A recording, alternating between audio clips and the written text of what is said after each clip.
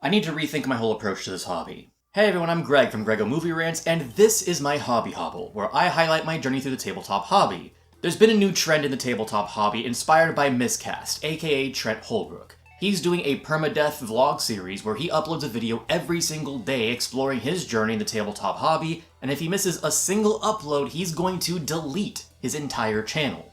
This challenge is tailor-made for the modern era of the internet, and naturally other creators in the space have been taking some notes and doing their own spin on the concept.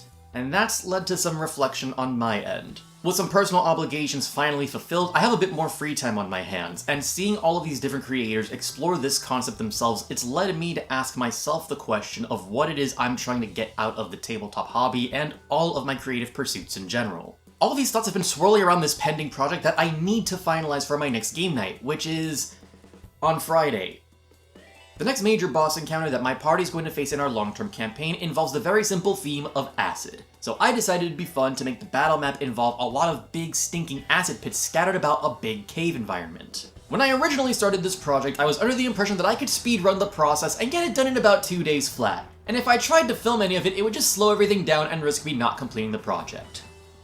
Well, I did it in 2 days. I didn't complete it, but I did do it in 2 days, and I have no footage to show for it. So allow me to paint a portrait of what it felt like to craft this acidic cave environment. It all started with a big old piece of pink insulation foam. It's part of my storage and it called to me like a monolith in the distance. So I carved a great big wheel from the insulation foam, and using a hot wire cutter and knives, I carved a great big slope around the edge so that party members could climb up to this plateau. Then I used the fire from a torch and a lighter to blow these deep, nasty crevices into the center, turning it into this big, nasty, hardened, blackened, rotting crevice in the middle like a meteor that struck through this insulation foam. And once the melted insulation foam hardened into this nasty crater in the center of this plateau, I used a bunch of paint to make it look like some cool stones and acid all over the place. And I mean I used a lot of paint. I even tried to use some of my glow-in-the-dark paint to make all the acid pits and little pock marks glow in the dark, but even after 3 or 4 coats, it didn't take, so probably some user error there, but I'll troubleshoot it later. Now the most important thing is, I have to fill up these acidic pits to look like they have liquid acid in them, which means it's time to pour some resin.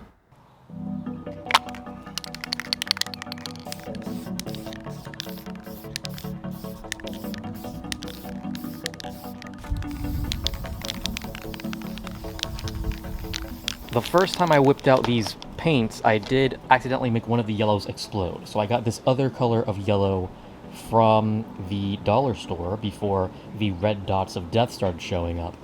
And I'm hoping that this yellow maybe reads a bit better than this one. The problem with these two yellows is that this one's gonna look more clear, but it looks too much like urine. This one doesn't read like urine, it reads like mustard, but it might be too opaque. I'm hoping that only 1 drop of this mixed into the resin with a swirl of the green will be enough to achieve the effect I'm going for. Regardless, I'm going to be using these little pieces of scatter terrain as my test pieces, because worst case scenario, if it doesn't look good and I have to go back to the drawing board with this, these are pieces of scatter terrain. They are not going to be the main event of the show, unlike this bad boy right here. These, if they don't look good at the end of the day, I'm willing to part with them. It's not necessary for the battle. This is a non-negotiable. So if it looks bad, I don't know what I'm going to do. So let's get this started. Every time I'm seen with this camera in public, the first thing I'm asked is, oh, are you a YouTuber? Would I know what your channel is? What's your channel name? And it's that middle question that always kind of rubs me the wrong way. Would I know who you are? Well, probably not. I've been recognized in public maybe a handful of times with people I've directly interacted with.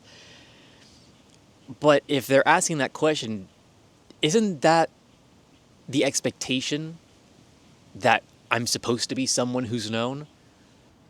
Web fame is so tricky, and it's not ever what I want. I just want for what I make to be useful to somebody. I always want to make sure that what I'm putting out there is valuable.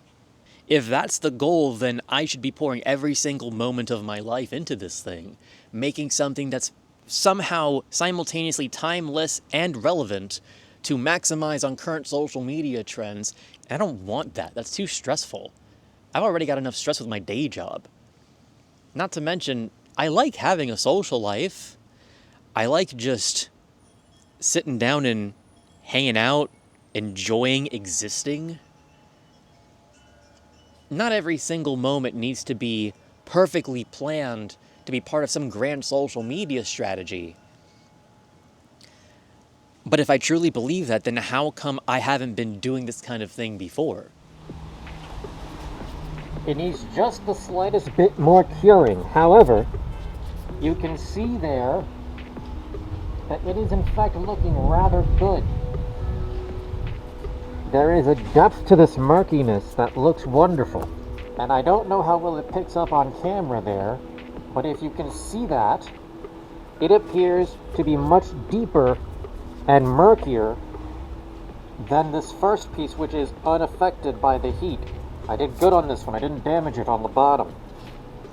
At least in my eyes, this one looks slightly murkier than this one, which was part of my intention. I also used some of the leftover resin on this pond here, and I spread it out slightly using the popsicle stick that was used for stirring. Now that also looks quite good. I'm going to do my best to continue adding more to this, but now comes the main prize. I'm going to fill the primary cavity, which is going to go forth all the way to this river, which gets blocked by some of these ruins that are a part of this set piece. I always owe so much of the knowledge that I have acquired in this craft to those that came before and who have so generously depended on the internet to spread the good word like a gospel. It is only because of these good people throughout the internet that I'm able to do things to the skill level that I've acquired, and hopefully to greater heights. And I hope that in engaging in this craft and sharing it with you all, that you will not only be entertained, but hopefully inspired to not do like me, but to be better than me.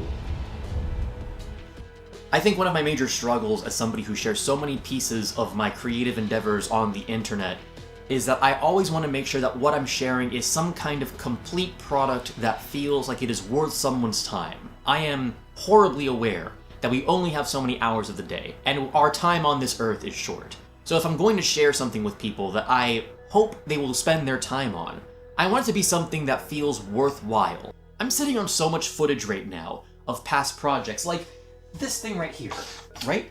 I made this little skull cane as part of my own little cosplay that I did one Halloween, maybe 2 or 3 years ago now. I drew up in like this sequined gold coat, I modified a top hat from Party City, and I cobbled this together from a cane from Spirit Halloween, a skull piece I found at the dollar store.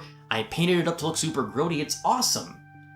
And I've just been sitting on that footage because I haven't sat down and said to myself that if I put it out, it would be something that would be valuable to a lot of people. It wouldn't get much traction. Who's looking to make a skull cane right now? I'll post it later. The whole reason why this channel, the Arcane Opal, even exists is because the prevailing theory of being a YouTuber is that you need to have separate channels for all your separate interests so that the algorithm will like you and people will pay attention to your stuff. You know, that's why Grego Movie Rants is my main channel. It's the handle I go by on all my social media. But so many of the things I'm interested in are on this separate channel. So I wanted that separation between the character of Grego versus the more down-to-earth me. And part of me wonders if that was a mistake. If I could have just done some better branding and different lighting and made it more clear to people when the character shows up versus the real-ish me. And it's not like I share every ounce of myself with the internet. I have a garden, and there's been times when the garden is doing good where, you know, I'll film myself harvesting some stuff and I'll ask myself, hey, do I want to start another channel on the Arcane Opal? And I always talk myself out of it, thankfully, in my opinion, because I've only got so many hours to work on stuff, and I keep starting things. I'm always starting things and I'm never completing them, because I want it to be something valuable and useful. So when I wanted to make this vlog, in a way it was something I always said I wouldn't do. I've always said that as an artist, your first and primary audience needs to be yourself. Am I betraying myself by making something that I likely wouldn't watch? Alright, we've got one last tube to finish this project with. And I think based on how much we have, we should be good to go, more or less. Uh-oh. Ground control, we have an issue. And that is why you should always have a bended paperclip ready, because this part of the AB mixture is clogged. And just like that, look at that. What appeals to me about this whole permadeath vlog that people are doing now is that, well, there's no pressure. You just can do whatever it is you're doing and post it. The important thing is that you do something every day. And I have neither the time nor constitution to do this as a daily thing, don't get me wrong. But if I'm trying to juggle all these different series across multiple channels while being on social media, while trying to push stuff on all the algorithms that I can, it's not feasible for me to do it all as high-effort scripted productions like I've been doing. So what do I want this to be? This is just an experiment for now, but if I continue it, what's the point? Do I want it to just be casual works in progress of stuff in the general gaming space and maybe some of my other hobbies as well, once in a blue moon? I want to have a game plan moving into it as to what it is I'm going to do. I don't want it to just become an old man screaming at clouds on his front porch. It's not 2009 anymore, you know? I knew what I wanted my main channel, Grego Movie Rants, to be when I made it. I wanted it to be a place where I could explore all of the arts, not just film, all while poking fun at this format popularized by folks like the Nostalgia Critic and the Angry Video Game Nerd, which have long since had their sunset of popularity. This self-deprecating exaggeration of myself that has become Grego, and now other characters like Derek and Chet and all these other guys that sporadically appear on the channel, they were always meant to be there. I guess ironically, this whole project is a work in progress.